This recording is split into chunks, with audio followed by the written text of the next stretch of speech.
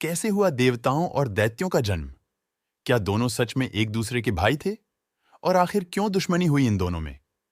एक ही पिता के पुत्र होने के बावजूद दोनों में क्यों दुश्मनी रहती थी?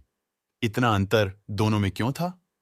सभी सवालों के जवाब आज इसी वीडियो में जानेंगे। वीडियो के अंत तक बने रहे। हिंदुत्व सुविचार चैनल में आपका स्वागत है। अगर वीडियो अच्छी लगे तो चैनल को सब्सक्राइब करके वीडियो को लाइक कर दें, क्योंकि आपका एक लाइक हमें बहुत ज्यादा मोटिवेट करता है। श्रीमद् भागवत के अनुसार दक्ष प्रजापति ने अपनी 60 कन्याओं में से 13 का विवाह ऋषि कश्यप के साथ किया था।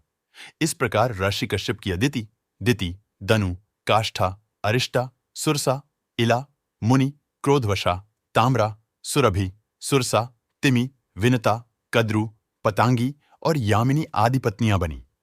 मान्यता है कि 13 के अलावा उनकी और भी पत्नियां थीं। अदिति के गर्भ से देवता और दिति के गर्भ से दैत्यों की उत्पत्ति हुई। बाकी अन्य पत्नियों से गंधर्व, अप्सरा, राक्षस, पशु पक्षी, सांप, बिच्छू, जलचर जंतु आदि जीव जंतु जगत की उत्पत्ति हुई। महादेव के आशीर्वाद से ऋषि कश्यप की पत्नी अदिति ने 12 आदित्यों को जन्म दिया, जिन्हें देवता कहा गया। भगवान सूर्य की 2 पत्नियां हैं, संज्ञा और निक्षुभा। संज्ञा के सुरेणु, राज्ञी, द्यौ, त्वाष्ट्री एवं प्रभा आदि अनेक नाम हैं तथा छाया का ही दूसरा नाम निक्षुभा है। संज्ञा विश्वकर्मा त्वष्टा की पुत्री है। भगवान सूर्य को संज्ञा से वैवस्वत मनु, यम, यमुना, अश्विनी कुमारद्वय और रैवंत तथा छाया से शनि, तप्ती, विष्टि और सावर्णिमनु ये 10 संतानें हुई। दैत्यों को असुर और राक्षस भी कहा गया है। दैत्यों की प्रवृत्तियां आसुरी थीं। आगे चलकर उनका देवताओं या सुरों से युद्ध भी हुआ।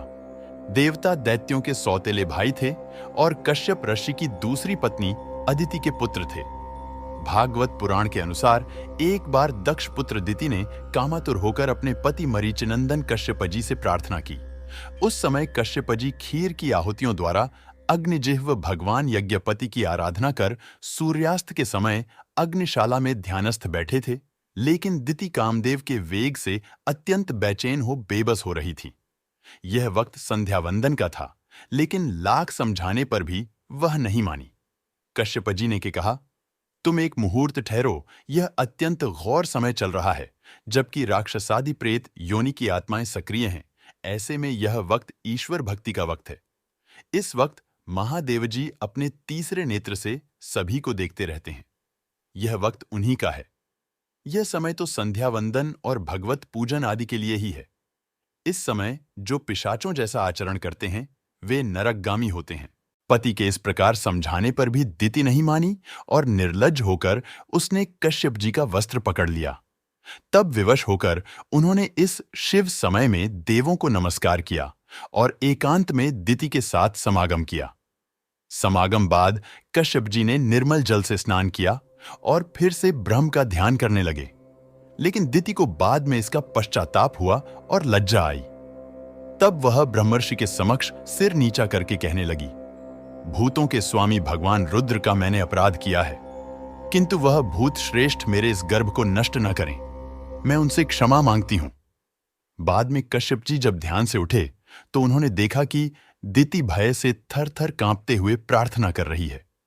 कश्यप जी बोले, तुमने देवताओं की अवहेलना करते हुए अमंगल समय में काम की कामना की, इसीलिए तुम्हारी कोख से 2 बड़े ही अमंगल और अधम पुत्र जन्म लेंगे और वे धरती पर बार बार अपने अत्याचारों से लोगों को रुलाएंगे। तब उनका वध करने के लिए स्वयं जगदीश्वर को अवतार लेना होगा। 4 पौत्रों में से एक भगवान हरि का प्रसिद्ध भक्त होगा, 3 दैत्य होंगे। दिति को आशंका थी कि उसके पुत्र देवताओं के कष्ट का कारण बनेंगे। अत उसने 100 वर्ष तक अपने शिशुओं को उदर में ही रखा। इससे सब दिशाओं में अंधकार फैल गया। इस अंधकार को देख सभी देवता ब्रह्मा के पास पहुंचे और कहने लगे, इसका निराकरण कीजिए। ब्रह्मा ने कहा कि पूर्व काल में सनकादि मुनियों को बैकुंठ धाम में जाने से विष्णु के पार्षदों ने अज्ञानतावश रोक दिया था। वे लोग विष्णु के दर्शन करना चाहते थे। उन्होंने क्रुद्ध होकर उन दोनों पार्षदों को श्राप दे दिया कि वे अपना पद छोड़कर पापमय योनि में जन्म लेंगे।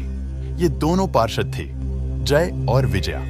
ये दोनों बैकुंठ से पतित होकर दिति के गर्भ में बड़े हो रहे हैं। सृष्टि में भयानक उत्पात और अंधकार के बाद दिति के गर्भ से सर्वप्रथम 2 जुड़वां पुत्र जन्मे, हिरण्यकशिपु तथा हिरण्याक्ष।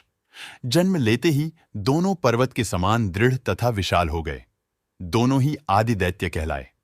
कश्यप ऋषि ने दिति के गर्भ से हिरण्यकश्यप और हिरण्याक्ष नामक 2 पुत्र एवं सिंहिका नामक एक पुत्री को जन्म दिया।